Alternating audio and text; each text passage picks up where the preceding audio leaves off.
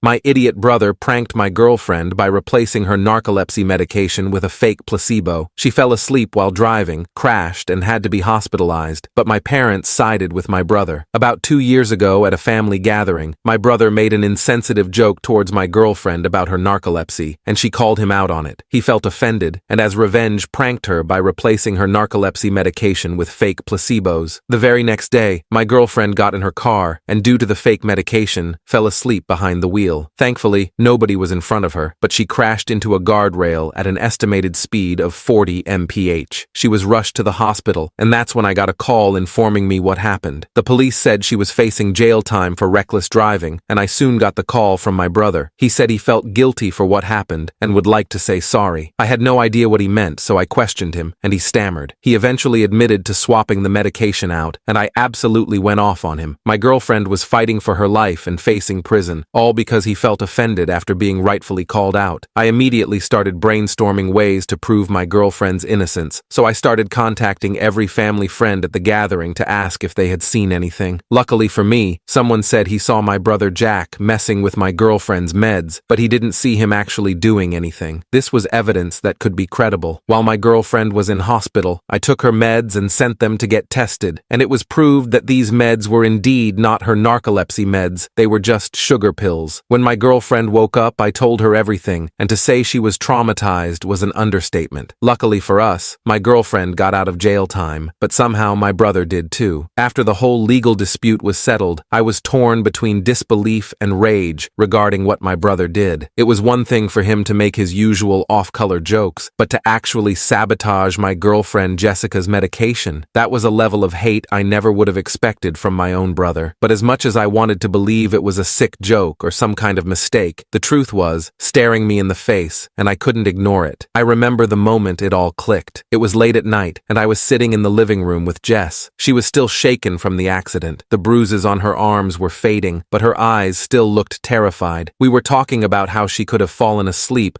despite taking her medication as prescribed, and I could see the fear in her eyes. She feared not being able to trust her own body anymore. I still didn't want to believe that my brother did this to her, but there was no denying the truth. He was angry that she had called him out in front of everyone, so he decided to teach her a lesson that nearly cost her her life. That night, I couldn't sleep. I kept running through every memory I had of Jack. I thought about the times we'd spent together as kids, the stupid pranks we pulled on each other, the arguments that always ended with us laughing. But now, all I could think about was how he could have unalivered the woman I love, all because he couldn't handle being called out for his behavior. The next day, I decided I needed to confront him. I couldn't just let this slide. I needed to hear from his own mouth why he did it, and if he even understood the gravity of what he'd done. So, I drove over to his apartment. My heart pounded in my chest from nerves and anger the entire way. I didn't know what I was going to say, but I knew I couldn't let him get away with this. When I got there, Jack opened the door with his usual grin, like nothing was wrong. But as soon as he saw the look on my face, his smile faded. He knew why I was there. I immediately asked him if he messed with Jess's medication. He didn't answer at first. He just looked at me, and his eyes darted around. This was the first time in this whole debacle I had confronted him like this, because every other time I was too busy either staying at my girlfriend's hospital bed or trying to prove that he did it. I never had the time to just confront him like a man. He stood there blankly, then sighed and admitted what he'd done. He said he wanted to scare her and make her think twice before mouthing off again. He hadn't just scared her, he almost took her life from her. He claimed that it wasn't supposed to go that far and eventually apologized, but I couldn't take it anymore. Sorry, didn't cut it. I told him what he did was unforgivable. He told me I was selfish for cutting him off for one mistake and tried to convince me that I was overreacting. I couldn't keep him in my life after this. I turned, walked out of his apartment, and slammed the door behind me. I didn't trust myself to stay in that room for another second without doing something I'd regret. As I drove home, my mind was racing. When I got back to our place, Jess was waiting for me, her eyes red from crying. I sat down next to her and told her what I just did. She didn't say much. She just nodded and stared at the floor. I could see how much this hurt her and how betrayed she felt. It wasn't just the fact that Jack had tampered with her meds. It was that someone she trusted, someone who was supposed to be family, had done this to her. That night, we decided we needed to step back from everything, from Jack, my family, and all the drama. We needed time to process what had happened and figure out how to move forward. We agreed to cut contact with Jack completely. There was no way we could have him in our lives after what he'd done. But cutting ties with Jack Jack wasn't as simple as we'd hoped. When my parents found out what had happened, they were furious. Not at Jack, but at us. They called me to come over to their house to talk, and I brought Jess with me. Before I could get out a word, they started fussing. They couldn't believe we were turning our backs on family over what they called a stupid mistake. They kept saying that Jack didn't mean things to go so far,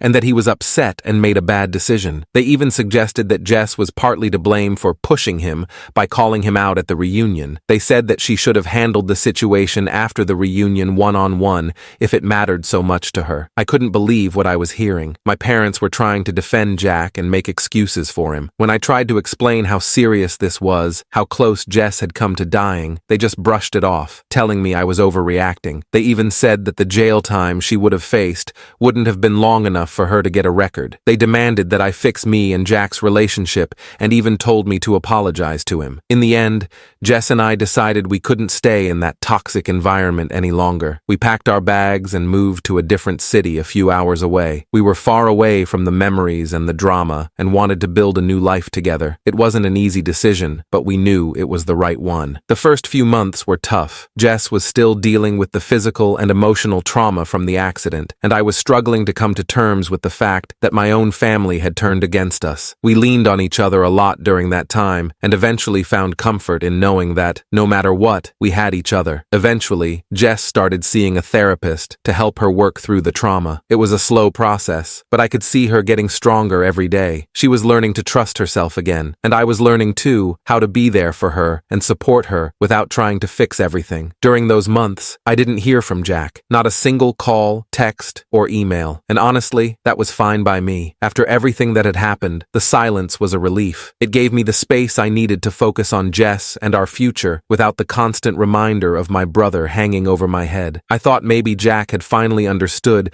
that what he'd done was unforgivable, that there was no coming back from it. Then, out of nowhere, I got a call from him. I was at work, in the middle of a meeting, when my phone buzzed in my pocket. I looked down at the screen, and my heart skipped a beat when I saw Jack's name flashing there. For a second, I just stared at it, frozen. I hadn't expected to hear from him, especially not after all this time. The last thing I wanted was to deal with this in the middle of the day. I let it go to voicemail. I'd done everything I could to shut that chapter of my life, to put it behind me. But there he was, trying to claw his way back in. When the meeting finally ended, I slipped into an empty conference room and pulled out my phone. There were 3 missed calls from Jack and a voicemail waiting for me. My hand hovered over the play button, hesitating. I wasn't sure if I was ready to hear his voice again, or if I could handle whatever excuse or apology he was about to throw at me. But curiosity got the better of me, and I pressed play. He said he was sorry and wanted to explain. He sounded very desperate, but the more messages he left, the more I felt the walls I'd built around myself starting to crack. Jessica and I felt like we were healing, and since we were in a new city, we didn't have to worry about Jack messing up our new lives. In the end, I let the calls go unanswered, and the voicemails piled up in my inbox. It was the hardest decision I'd ever made, but it was the only one I could live with. So, I silenced my phone and got back to work. Life moved on, and so did I. And as the days passed, the calls slowly stopped. My parents, on the other hand, were relentless. They kept calling, leaving messages about how I was tearing the family apart and how I needed to come to my senses and make amends with Jack. In the end, I had to make a hard decision. I blocked their numbers and cut off all contact. It hurt like hell, but I knew it was the only way Jess and I could move forward. We needed to focus on ourselves and our healing without the constant pressure from my family. Slowly, but surely, things started to get better. Jess was progressing in therapy, and we were adjusting to our new life in the city. We found a nice apartment and made some new friends. We talked a lot during those days. We made a promise to each other that we would always be honest and always communicate, no matter how hard it was. That promise became the foundation of our relationship, the thing that kept us strong even when everything else felt like it was falling apart. Of course, there were times when I missed my family. Holidays were especially hard, knowing that everyone was together while Jess and I were alone. But I knew that going back wasn't an option. A year passed, then 2, and slowly, the pain started to fade. Jess and I found our rhythm. We traveled, explored new places, and made new memories. And with every new experience, the past felt a little further away. But just when I thought we were finally in the clear, something happened that brought it all rushing back. It was a cold day in December when I got a letter in the mail from my parents. I almost didn't open it. Part of me didn't want to know what they had to say, but curiosity got the better of me. The letter was long, filled with apologies and explanations, but the gist was this: they wanted to see us, talk talk things out and try and rebuild our relationship. At first, I didn't know what to think. I wanted to believe they were sincere and that they'd finally come around and understood why we'd had to leave. But another part of me was skeptical. Was this just another attempt to sweep everything under the rug and pretend nothing had happened? Jess and I talked about it for a long time. She was supportive as always, telling me that whatever I decided, she'd be there with me. In the end, I decided to give it a shot. I wasn't sure if I could ever truly forgive them, but I was willing to hear them out. We arranged to meet at a small cafe in the city where Jess and I had made our home. I was nervous as hell. My heart pounded as I walked through the door, but when I saw my parents sitting there, looking older and more worn than I remembered, some of that anger melted away. The conversation was awkward at first. My parents apologized for not supporting us and not understanding how serious the situation was. They admitted they'd been wrong to side with Jack initially. It wasn't everything I needed to hear, but it was a start, and in that moment, I realized I didn't need their approval or their understanding to move forward. Jess and I had built a life together, a strong, beautiful life, and that was enough. But if my parents were willing to be a part of that life, then maybe we could find a way to move forward together. As we left the cafe that day, I felt lighter, like a weight I didn't even know I was carrying had been lifted off my shoulders. Jack never reached out again, and I'm okay with that. I didn't need another apology from him, and I didn't need him in my life.